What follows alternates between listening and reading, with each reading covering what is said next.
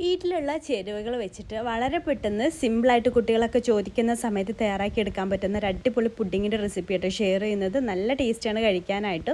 അപ്പോൾ ആദ്യം നമുക്കതിന് വേണ്ടത് ഒരു പാൻ വെച്ചിട്ട് അതിലേക്ക് 1/3 കപ്പ് പഞ്ചസാര ചേർത്തിട്ടൊന്ന് കാരമൽ ചെയ്തെടുക്കണം. ചെറിയ തീയിലിട്ടിട്ടൊന്ന് കാരമലാക്കി എടുത്താൽ മതി കേട്ടോ. ഹൈ ഫ്ലെയിമിലിട്ടിട്ട് കരിച്ചു പോവരുത്. അതായത് പോലെ ഒന്ന് കാരമലാക്കി എടുക്കുക. അപ്പോൾ ഇത് കാരമലായിട്ട് വന്നിട്ടുണ്ട്. ഇനി അതിലേക്ക് നമുക്ക് 2 കപ്പ് പാൽ ഒഴിച്ച് കൊടുക്കണം. ആദ്യം ഞാൻ 1 കപ്പ് ഒഴിച്ചു കൊടുത്തു. എന്നിട്ട് ആ ഒരു പഞ്ചസാരയൊക്കെ ഒന്ന് മെൽട്ടാകുന്ന വരെ വെയിറ്റ് ചെയ്തതിന് ശേഷം വീണ്ടും 1 കപ്പ് കൂടെ ചേർത്ത് കൊടുത്തിട്ടുണ്ട് കേട്ടോ. അങ്ങനെ 2 കപ്പ് പാൽ ഒഴിച്ച് കൊടുത്തിട്ടുണ്ട്. എന്നിട്ട് ഇത് നന്നായിട്ട് തന്നെ തിളപ്പിച്ചെടുക്കുക. എന്നിട്ട് തീ ഓഫ് ചെയ്തതിന് ശേഷം തണുക്കാനായിട്ട് മാറ്റി വെക്കുക. പിന്നെ തണുത്ത ശേഷമാണ് ബാക്കിയുള്ള കാര്യങ്ങളൊക്കെ ചെയ്തെടുക്കുന്നത് കേട്ടോ.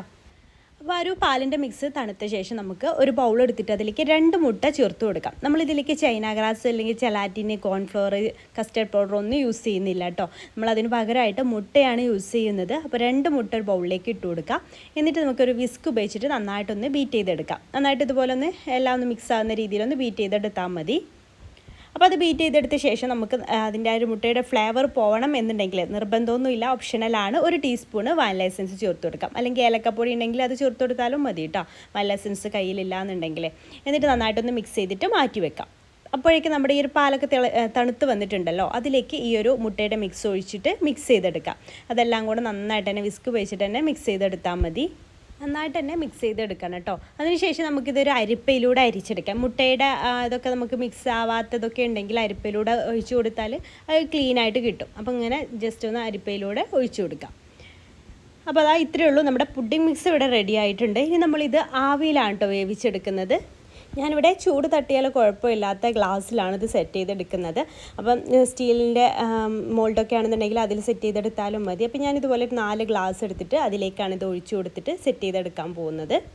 അപ്പോൾ 4 ഗ്ലാസ്സിലും ഇത് ഒഴിച്ചു കൊടുത്തിട്ടുണ്ട്. എന്നിട്ട് ഇതുപോലെ ഒരു ക്ലീൻ ഫിലിം വെച്ചിട്ട് ഇതൊന്ന് കവർ ചെയ്തെടുക്കുകയാണ് കേട്ടോ. ഓരോന്ന് സെപ്പറേറ്റ് ആയിട്ട് കവർ ചെയ്തെടുത്തിട്ട് വെച്ചാൽ മതി.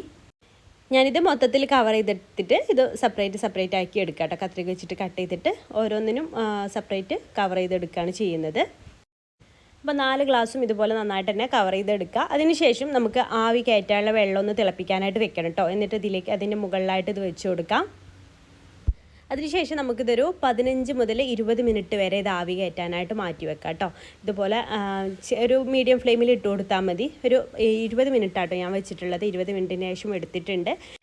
ഇത് ഇപ്പോൾ നല്ല ചൂടാണ്. തണുത്ത ശേഷമാട്ടോ ഞാൻ യൂസ് ചെയ്യുന്നത്. തണുത്ത ശേഷം അതിൻ്റെ മുകളിൽ നമുക്ക് എന്താ ഡെക്കറേഷന് വേണമെങ്കിൽ ഒന്നെങ്കിൽ കാരമൽ സോസ് ഉണ്ടാക്കിയിട്ട് ഒഴിച്ചു കൊടുക്കാം. അതല്ലെങ്കിൽ നട്സ് എന്തെങ്കിലും ഇട്ടിട്ട് നമുക്ക് യൂസ് ചെയ്യാവുന്നതാണ്. അപ്പോൾ ഞാൻ ഇതിൻ്റെ മുകളിൽ കുറച്ച് നട്സൊക്കെ സ്പ്രെഡ് ചെയ്തിട്ടാട്ടോ യൂസ് ചെയ്യുന്നത്. നല്ലതായിട്ട് തണുപ്പിച്ചിട്ടാണ് ഞാൻ കഴിക്കാനായിട്ട് യൂസ് ചെയ്യുന്നത് കേട്ടോ. അപ്പോൾ കുട്ടികൾക്കൊക്കെ നന്നായിട്ട് ഇഷ്ടമായിട്ടുണ്ടായിരുന്നു. അപ്പോൾ കുട്ടികൾ പുഡിങ്ങിനൊക്കെ ചോദിക്കുന്ന സമയത്ത് വീട്ടിലുള്ള ഇൻഗ്രീഡിയൻസ് ആണല്ലോ ഇതെല്ലാം. വാനില എസൻസ് മാത്രമേ ഉണ്ടാവുള്ളൂ. അപ്പോൾ അതിന് പകരം നിങ്ങൾക്ക് ഏലക്കപ്പൊടി ചേർത്താലും കുഴപ്പമൊന്നുമില്ല. അപ്പോൾ അങ്ങനെ നിങ്ങൾക്ക് പെട്ടെന്ന് ഉണ്ടാക്കിയെടുക്കാൻ പറ്റും. അതിന് മുകളിൽ ഞാൻ കുറച്ച് പിസ്ത ആണ് കേട്ടോ ചോപ്പ് ചെയ്തിട്ട് ഇട്ട് കൊടുക്കുന്നത്. അപ്പോൾ അത് സിമ്പിളായിട്ട് തയ്യാറാക്കിയെടുക്കാൻ പറ്റുന്നൊരു പുഡിങ്. അപ്പോൾ ഇതുവരെ തയ്യാറാക്കി നോക്കാത്തവർ, ഈ ഒരു എന്താ പറയുക പുഡിങ് റെസിപ്പി അറിയാത്തവരുണ്ടെങ്കിൽ എന്തായാലും ഒന്ന് ട്രൈ ചെയ്ത് നോക്കുക. ട്രൈ ചെയ്ത് നോക്കുന്ന സമയത്ത് ഫീഡ്ബാക്ക് അറിയിക്കാൻ മറക്കരുത് കേട്ടോ.